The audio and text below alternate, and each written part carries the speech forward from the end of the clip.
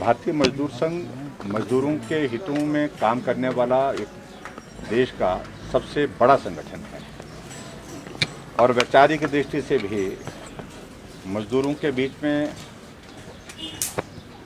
अपने साथ जोड़ने के लिए और काम करने के लिए मजदूर संघ काम कर रहा है। और मुझे इस बात की भी प्रसन्नता है कि हिमाचल प्रदेश में भी मजदूरों के बीच में भारतीय मजदूर संघ का एक बहुत बड़ा संगठन काम कर रहा है। समय समय पर मजदूरों के हितों की रक्षा करने के लिए मजदूर संघ आवाज़ भी उठाता है और उनके मुद्दों को लेकर के सरकार के समक्ष आते रहे हैं। और हमने प्रयास किया है हिमाचल प्रदेश में मजदूरों के हितों की रक्षा करते हुए। 3 बजट तो हिमाचल प्रदेश सरकार ने हमने प्रस्तुत किए, इसमें 2700 रुपये जो है एक मजदूर को 1 महीने का लाभ हुआ है। और उसी प्रकार से चाहे वो आंगनवाड़ी वर्कर्स हैं, हर बार उनके इसमें चाहे थोड़ा थोड़ा बढ़ोतरी जितने हमारे साधन हैं अपने उसके अनुरूप कर सकता। आशा वर्कर्स हैं, आंगनवाड़ी सहायिकाएँ हैं, जो हमारी खिचड़ी बनाने वाले जो लोग हैं उनके लिए मिड डे मील वाले। और उसके अतिरिक्त मैं विशेष तौर से इस कोविड के संकट के दौरान जो हमने अब की बात कही थी कि हिमाचल प्रदेश में आशा वर्कर्स ने बहुत अच्छा काम किया है। जो कोविड का पहला फेज़ था उसमें भी जो ACF है उसमें मुख्य रूप से ड्राइव उनके हाथ में था। उनने बहुत मेहनत करके काम किया, अपने आप को संकट में डाल करके काम हुआ। बहुत सारी आशा वर्कर्स संक्रमित भी हुई कोविड के कारण। और फेज़ 2 में भी बहुत महत्वपूर्ण उन्होंने बहुत जिम्मेवारी के साथ काम किया। जो होम आइसोलेशन में लोग थे उनके हेल्थ पैरामीटर्स रिकॉर्ड करना और हम तक पहुंचाना और उनको ठीक प्रकार से गाइड करना, उसमें भी एक बहुत महत्वपूर्ण भूमिका उन्होंने निभाई। तो उनके लिए हमने 750 रुपये की बड़ी इंक्रीज जो है पर मंथ की वो घोषणा की थी, उसका हमने उसकी नोटिफिकेशन जारी करके उसकी शुरुआत कर दी है।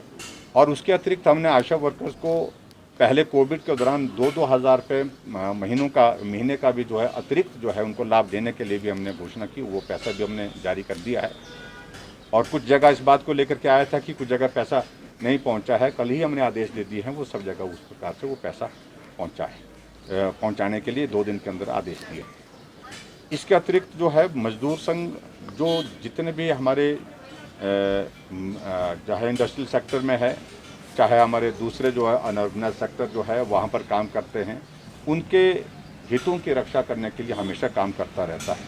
और हमने एक बात तय किया कि बहुत जल्दी एक बैठक मजदूर संघ के प्रमुख नेतृत्व के साथ हम करेंगे, जिसमें पूरा एजेंडा मजदूरों से संबंधित हिमाचल प्रदेश में जो मदद सरकार की ओर से उसमें हो सकती है, जो उनके इश्यूज़ हैं उनका समाधान हो, उस दृष्टि से हम सुनिश्चित करेंगे वो बैठक हो और बैठक करके हम उससे उन मजदूरों के लिए मदद कर सकते हैं। सर, जिस तरह से प्रदेश में कोविड के मामले घट रहे हैं तो सरकार ने भी कहीं ना कहीं रिलीफ देने का काम किया है। सर, कल को नोटिफिकेशन देखिए, अब पिछले कल की जो नोटिफिकेशन है वो इसी बात को ध्यान में रखते हुए है कि हमारे कुछ जगह एग्ज़ाम हो रहे हैं, कुछ जगह भर्तियाँ हो रही हैं हमारी अलग अलग इसमें, चाहे वो पुलिस फोर्स है, चाहे पुलिस फोर्स के अतिरिक्त हमारे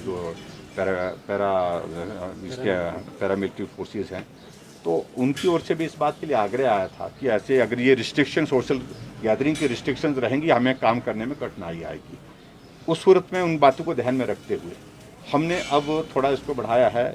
इंडोर हमने 150 की कैपेसिटी अलाउ की है और उसमें भी 150 की कैपेसिटी मैक्सिमम, और उसके बाद दूसरा 50% ऑफ द टोटल कैपेसिटी, ये भी हमने अभी तक उसमें साथ में जोड़ कर रखा। उसी तरह से आउटडोर प्रोग्राम में उसको हमने 250 तक किया है और उसमें 250 के साथ में 50% ऑफ द टोटल कैपेसिटी ऐसा करके उसको अलाउ करके रखा है।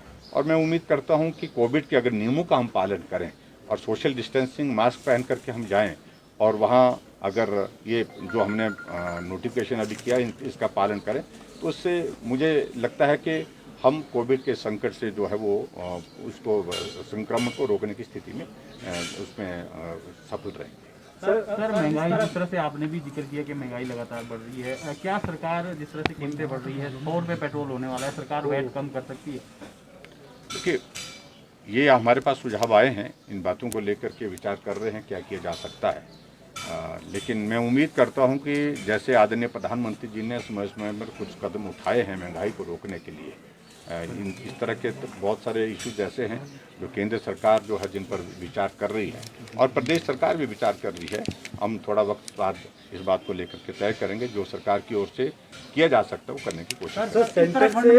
उत्तराखंड में जो प्रतिनिधि है, मुख्यमंत्री ने इस्तीफा दिया है सर, क्या प्रतिक्रिया है आपकी, क्या कहना है? देखिए, वो एक संवैधानिक एक व्यवस्था का सम्मान करते हुए वो एक परिस्थिति वहाँ पर आई है।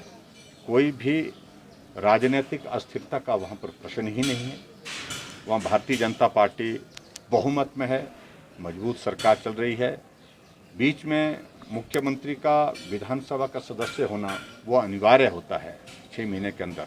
शायद उसमें ये जानकारी मिली जो हमको कि इलेक्शन कमीशन ने कहा कि अब विधानसभा के जनरल इलेक्शन के लिए उत्तराखंड के जो है वो समय 1 साल से कम है। ऐसी सूरत में किसी विधानसभा में हम उपचुनाव कराएं तो वो व्यावहारिक नहीं लग रहा, उचित नहीं लग रहा।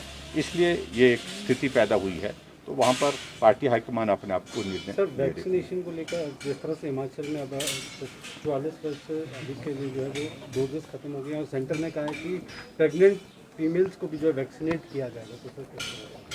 देखिए, वैक्सीन में हिमाचल प्रदेश पूरे देश भर में बेहतरीन कर रहा है।